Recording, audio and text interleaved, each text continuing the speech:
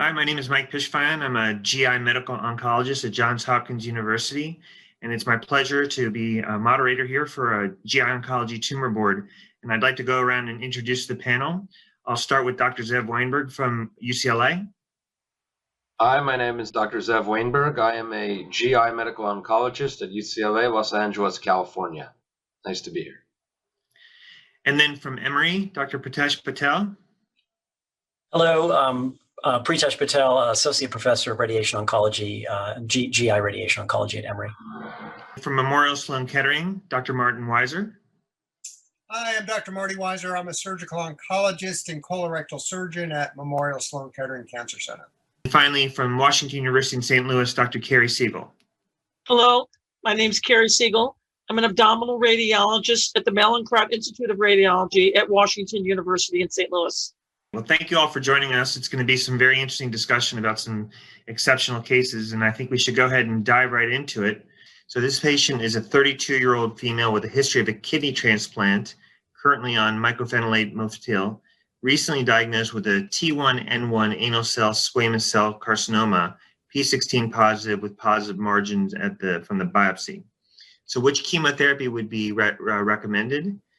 Should the mycophenolate mofetil be held? And would radiation target volumes and even the area be affected by the transplanted kidney being located in the pelvis? So the patient presented with rectal bleeding from hemorrhoids for 3 months and had a decent performance status. The patient did have a history of a kidney transplant secondary to end-stage renal disease from type 1 diabetes, and again is currently on the mycophenolate mofetil. They had no significant tobacco, alcohol, or drug use history and no significant family history of cancers. In February 2021, the hemorrhoidectomy did have associated with it an invasive, poorly differentiated squamous cell carcinoma of the right lateral rectal wall. It measured 1.1 centimeters with a depth of invasion of 3 millimeters, and there were positive margins. The tumor was also p16 positive. Dr. Siegel, if you want to walk us through the PET-CT picture that we see there. Well, this is an MR. Oh, there's an MR, yes. But we have a sort of a slightly oblique axial view, and we can see in the left upper quadrant of the patient is the transplanted kidney. It looks like it might be 2 transplanted kidneys, which we sometimes see when adults receive cadaveric transplants from infants or young children, or they'll put 2 next door to each other. And then posterior to that, we see the bladder, and then we see the cervix, and then posterior to that, we see the rectum with some really asymmetric thickening on the right. I don't see any nodes on this one image.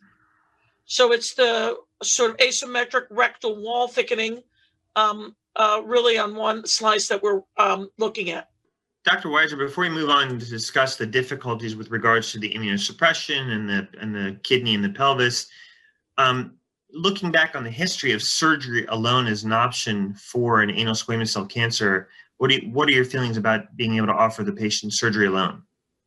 Yeah, in the big picture, the outcome is generally not as good, especially for big tumors when we're talking about abdominal perineal resection, probably due to spread along nerves, lymphatics, and lateral pelvic sidewall. In this setting, the question I guess you could ask is, could we do additional surgery to avoid having to do pelvic radiation? And the problem is the positive deep margin. That's the margin against the internal sphincter. So to take additional margin would require taking sphincter, which would adversely affect bowel function. What's even worse is if you try and fail, radiation after partial sphincter resection is associated with terrible bowel function. So I don't think it's a good option here, unfortunately. Of course, we could reconsider if Dr. Patel says that radiation is very limited, but it would be interesting to see if maybe protons would be an option in this setting. Well, good segue. So Dr. Patel, what are your feelings about radiation for this patient? Yeah, tough case. One of my questions maybe for Dr. Siegel before I answer is about the timing of the hemorrhoidectomy and then, maybe a scan done shortly thereafter, a few weeks later, the PET scan that are showing these small positive nodes. Is it possible that these are reactive, or what are your thoughts on terms of the timing of a PET after hemorrhoidectomy and the assessment of pelvic lymph nodes? I mean, I think it's positive. We occasionally will see small lymph nodes after hemorrhoidectomy. To be honest, we often don't image patients after hemorrhoidectomy. And, even inflammatory and infectious nodes can have a little bit of diffusion restriction. So it's possible. Okay. The difference between node positive and node negative is actually, for a radiation oncologist is a big deal. So in node negative early stage anal cancer, we've got multiple ongoing trials looking at really reducing the radiation dose and maybe even reducing, the chemotherapy. And so, there's an ECOG Akron study in the United States called the DECREASE trial. And then there's I think it's Act 4 European trial. But once we're talking about node positive disease, now we're talking about going back to the standard doses of radiation and of course, irradiating all the elective lymph nodes, which includes in this case, the right external iliacs, the left external iliacs, which are going to be in close proximity to those two kidneys. That being said, we have been, I think, pretty successful in being able to do this safely. We typically still use standard radiation volumes. So often they're not changing very much. And most of the time I'm able to achieve the standard dose as well. Proton therapy is hugely beneficial here. So the unintended scatter to the transplant kidneys is significantly reduced with the use of proton therapy. And this is a great indication maybe to a specialty referral center for proton therapy. I do tell the patients the worst outcome here is the cancer is not treated. So we need to take the priorities where we're going to treat the cancer effectively and of course try to save the kidneys. But there's, I think in challenging cases, proton's very helpful. You can consider maybe dropping the radiation dose a little bit in close proximity to those kidneys. As you know, in RTOG 9811, the upper or more distal lymph node basins away from the anal canal only receive 30 gray. So there's some leeway maybe to reduce the dose preferentially near those kidneys. But in general, we're aiming to achieve standard doses, and with advanced radiation techniques, we're often able to do that. Great. So Dr. Wainberg, you've got a tough question here. What kind of chemotherapy are we going to give this patient? And let's assume for the sake of the discussion that the kidney function is actually intact. So even though it's a transplanted kidney or kidneys, they're working well. So ideally, as you know, the standard of care is 5-FU mitomycin therapy, or some people use Cisplatin. I think in a case like this, I'd probably lean towards infusional 5-FU and mitomycin actually, as opposed to Cisplatin, because of the, transplanted kidney.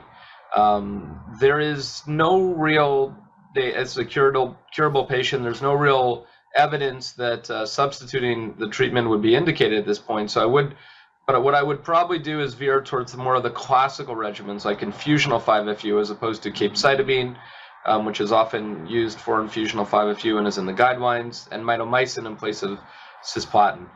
The only absolute contraindication, of course, here, which isn't relevant exactly in this case, but if she were to recur, would be the use of immunotherapy, which, as we know, is certainly contraindicated in patients with transplanted organs because of a very high risk of organ rejection.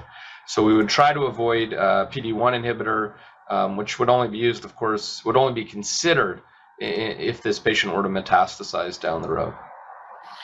And I've treated a handful of patients who are on immunosuppressives for transplanted organs, and I will tell you, albeit anecdotal, it's been very, very difficult. And these immunosuppressives can make giving the chemotherapy very, very difficult. So what would you do with the mycophenolate mofetil during the treatment?